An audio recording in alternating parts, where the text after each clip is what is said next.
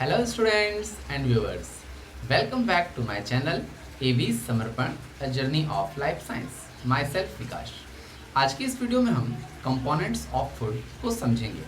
जैसा कि पिछले चैप्टर में हम लोगों ने पढ़ा था food where does it come from, यानी फूड क्या होते हैं, वो उसकी नीड क्यों होती है और ये कहाँ से आते हैं. इस चैप्टर में हम फूड के कंपोनेंट्स को समझेंगे कि फूड में क्या क्या चीज़ें होती हैं जो हमारी बॉडी के लिए हेल्पफुल होती हैं और ये किस तरीके से काम करती है. जैसा कि हम जानते हैं कि हमारे कंट्री के अलग अलग हिस्से में, अलग अलग एरिया में अलग अलग तरह के फूड को पसंद किया जाता है जो उनकी नीड को कंप्लीट करता है. जैसे अगर हम बंगाल की बात करें तो वहाँ पे राइस और फिश करी को पसंद किया जाता है जो उनकी नीड को कंप्लीट करता है.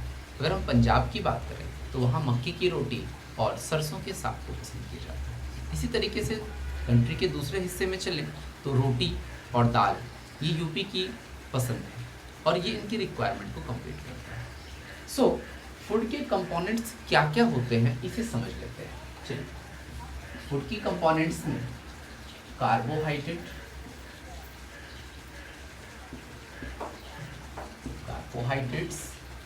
दूसरी है कंपोनेंट्स फैट, प्रोटीन्स,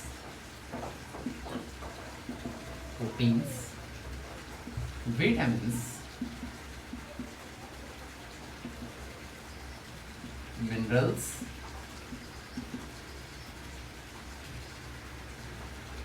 इसके बाद है आपका रफेज और वाटर. इस 7 कंपोनेंट्स को अगर हम समझें, इस 7 कंपोनेंट्स में कार्बोहाइड्रेट, फैट, ये कंपोनेंट्स हैं क्या फूड में जो प्रेजेंट हैं उसे फूड के कंपोनेंट्स कहते हैं. कार्बोहाइड्रेट, फैट्स, प्रोटीन्स, विटामिन्स और मिनरल्स, ये 5 न्यूट्रिएंट्स कहे जाते हैं. Nutrients are the components of food which provide energy to our body and also helps in different way. That means it helps in the construction of the body, it helps in the protection of the body. Roughage and water not provide any type of energy, but it is important for the functioning of the body. So carbohydrate, fats, proteins and vitamins and minerals are divided in some category. Let's come to see that. The first one is called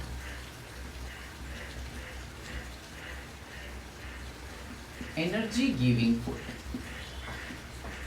Energy giving food. इस energy giving food में 2 चीजें हैं. First है आपकी carbohydrates और दूसरी होती है आपकी फैट. ये कार्बोहाइड्रेट्स फूड की वो कंपोनेंट्स हैं जो एनर्जी प्रोवाइड करने का काम करती हैं. कार्बोहाइड्रेट्स के कई टाइप्स होते हैं जिसमें एक शुगर, स्टार्च हम जानते हैं जो प्लांट्स में प्रेजेंट होता है. कार्बोहाइड्रेट्स फर्स्ट टाइम हमें एनर्जी प्रोवाइड करता है, यानी हमारे फूड के कंपोनेंट्स में सबसे ज़्यादा कार्बोहाइड्रेट ही होता है. जो हम फूड आइटम्स लेते हैं या जो मील लेते हैं उसमें सबसे ज़्यादा कार्बोहाइड्रेट्स ही प्रेजेंट होता है. कार्बोहाइड्रेट्स जो एक एनर्जी गिविंग फूड है, इसके डिफरेंट सोर्सेज हैं. अगर इसके डिफरेंट सोर्स की बात करें तो राइस है, व्हीट है, मेज है, ये सारे कार्बोहाइड्रेट के सोर्स हैं. अब इनसे डिफरेंट डिशेस भी बनती हैं, ये हम लोग जानते हैं. अब अगर बात करें फैट की तो फैट भी एनर्जी गिविंग कंपोनेंट्स फूड का होता है जो बॉडी में सिर्फ एनर्जी गिविंग का वर्क नहीं करता, ये और भी फंक्शन करते हैं. और ज़्यादा फैट होने से हमारी बॉडी को हार्म भी होता है.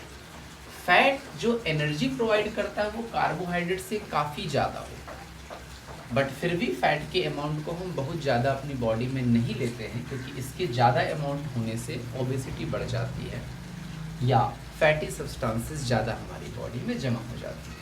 फैट के भी डिफरेंट सोर्सेज। फैट में जो एनर्जी मिलती है वो लोग कार्बोहाइड्रेट से लगभग 2 गुनी मिलती है। अब देखें फैट के सोर्सेज, तो फैट के सोर्सेज में आपके घी हैं, बटर हैं, ऑयल हैं, ये सारे आपके फैट के सोर्सेस हैं। ओके, चलिए, तो ये हो गया आपका एनर्जी गिविंग फूड। अब अगले को देखते हैं। जो नेक्स्ट है हमारा वो है बॉडी बिल्डिंग।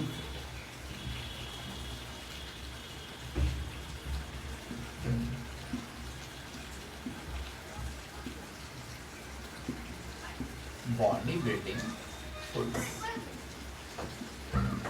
इसमें है प्रोटीन्स। ओके, ये बॉडी बिल्डिंग फूड, इसका नाम इसलिए है क्योंकि ये हमारे बॉडी की कंस्ट्रक्शन में हेल्प करता है।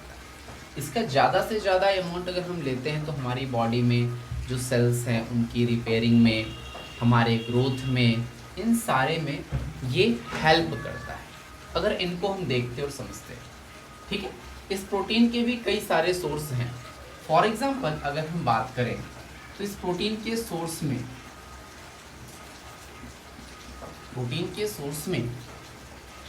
जो बहुत इंपॉर्टेंट है वो पल्सेस हैं। इसके बाद प्रोटीन के सोर्स में एग्स हैं, सोयाबीन है। ये प्रोटीन के सोर्सेस हैं, जिसमें एक वेजिटेरियन पर्सन के लिए सोयाबीन बहुत ही इम्पॉर्टेंट होता है, क्योंकि इसमें अमाउंट ऑफ प्रोटीन बहुत ज़्यादा होता है। पल्सेस एक कॉमन फूड है हमारा, जो रेगुलर हम घर में यूज़ करते हैं, और नॉन वेजिटेरियन पर्सन्स के लिए आपके एग्स हैं, मीट हैं और भी हैं, जिसमें प्रोटीन मिलता है, जिसकी वजह से हमारी बॉडी का डेवलपमेंट होता है, ग्रोथ होता है, कंस्ट्रक्शन होता है। इस वजह से इसे हम बॉडी बिल्डिंग फूड कहते हैं। चलिए, इसके बाद हम अगले स्टेप को समझते हैं, जो कि है हमारा प्रोटेक्टिव फूड। जो थर्ड है वो है प्रोटेक्टिव फूड। प्रोटेक्टिव फूड, ये विटामिन्स और मिनरल्स होते हैं। विटामिन्स एंड मिनरल्स होते हैं। ये विटामिन्स और मिनरल्स हमें माइक्रो ऑर्गेनिज्म से और डिजीज से प्रोटेक्ट करने का काम करती है। इस वजह से इनको हम प्रोटेक्टिव फूड कहते हैं। विटामिन्स कई तरह के होते हैं। विटामिन ए है, विटामिन बी है, विटामिन सी है, विटामिन डी है। सबके अपने अलग अलग फंक्शन है, जिसके लिए मैं एक सेपरेट वीडियो बनाऊंगा, उससे आप देखेंगे। विटामिन बी की भी कई वैरायटीज़ हैं, कई टाइप्स होते हैं, जिस वजह से विटामिन बी को विटामिन बी कॉम्प्लेक्स कहा जाता है। अगले वीडियो में हम जरूर इसको डिस्कस करेंगे।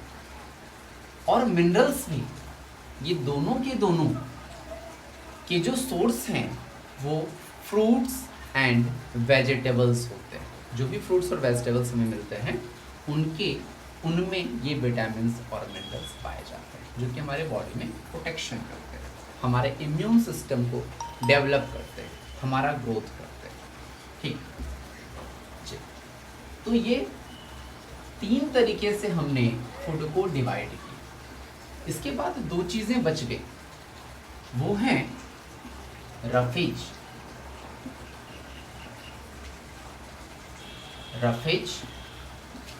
और इसके बाद है वाटर। रफेज की अगर हम समझें तो रफेज हमारी बॉडी में किसी भी तरह का एनर्जी देने का काम नहीं करता है, ना तो ये कंस्ट्रक्शन में काम करता है और ना ही ये हमें किसी डिजीज से प्रोटेक्ट करने का काम करता है। फिर हमारी बॉडी की ये नीड क्यों है? फिर ये हमारा फूड कंपोनेंट है क्यों? रफेज हमारी बॉडी में हमारे डाइजेशन को बेटर करता है और कंस्टिपेशन से बचाता है। यानी हमारे जो फूड का डाइजेशन होता है और वेस्ट प्रोड्यूस होते हैं ड्यूरिंग डाइजेशन, उस सारे के सारे वेस्ट को हमारी बॉडी से रिमूव कराने में हेल्प। और हमारे फूड में अगर एक अच्छे अमाउंट में रफेज है तो हमारे बॉडी में डाइजेशन प्रोसेस बहुत अच्छी तरीके से होगा और वेस्ट भी रिमूव होंगे बहुत अच्छे तरीके से इजीली। रफेज के सोर्सेज ये normally pills of vegetables and fruits में होते हैं। जैसे अगर मैं कहूँ एप्पल है, एप्पल के छिलके में प्रेजेंट है, पोटैटो है उसके छिलके में प्रेजेंट है, दूसरे किसी वेजिटेबल्स को भी आप देख लीजिए तो उसके पिल्स में या छिलके में ये प्रेजेंट होता है। इसके अलावा पल्सेस में भी होते हैं और दूसरे चीज़ों में भी ये प्रेजेंट होता है। वाटर पे आते हैं। वाटर भी हमारी बॉडी में किसी एनर्जी को प्रोवाइड करने का काम नहीं करता, बट ये बहुत ही ज़्यादा इम्पॉर्टेंट है। वाटर हमारी बॉडी में डाइवर्सली वर्क परफॉर्म करता है, जिसके लिए मैं आपको बता दूं कि हमारी बॉडी में केमिकल रिएक्शंस वाटर के प्रेजेंट में होते हैं। हमारी बॉडी में ट्रांसपोर्टेशन वाटर की हेल्प से होते हैं। हमारी बॉडी में ब्लड के फॉर्मेशन में वाटर हेल्प प्ले करता है। बॉडी में एंजाइम्स और हार्मोन्स के ट्रांसपोर्टेशन में ये वाटर की नीड होती है। वेस्ट प्रोडक्ट को रिमूव कराने में वाटर की नीड होती है। इस तरीके से हमारी बॉडी में टेम्परेचर को मेंटेन करने में वाटर की नीड होती है। सो वाटर एक बहुत ही इम्पॉर्टेंट रोल प्ले करता है हमारी बॉडी। वाटर की नीड जनरली हम जानते हैं कि हमें कुछ अमाउंट में वाटर रेगुलरली पीना चाहिए। फॉर एग्जांपल मैं आपको बता दूं कि लगभग हमें 2 से 3 लीटर पानी पर डे पी लेना चाहिए। ठीक है, हाँ, इसकी नीड जो है गर्मी और सर्दी में बदल जाती है। गर्मी में बेसिकली नीड में ज़्यादा हो जाती है और ठंड में इसकी नीड थोड़ी सी कम हो जाती है, और ये यूरिन फॉर्मेशन करके वेस्ट को रिमूव कराने में हेल्प करता है। ठीक, इसके बाद जो अगली टॉपिक्स हैं वो हम लोग, जैसा कि मैंने एक वीडियो भी बनाया हुआ है स्टार्च टेस्ट के लिए, तो बाकी टेस्ट को भी हम लोग समझेंगे अलग अलग वीडियो में। आशा करता हूँ वीडियो आपको पसंद आया होगा और आपने ज़रूर इससे कुछ सीखा होगा। अगर कुछ सीखने को मिला है तो एक लाइक ज़रूर बनता है, आप ज़रूर करेंगे, हमारे साथ बने रहेंगे। वीडियो देखने के लिए धन्यवाद। अगले वीडियो में हम लोग मिलते हैं बहुत ही जल्द।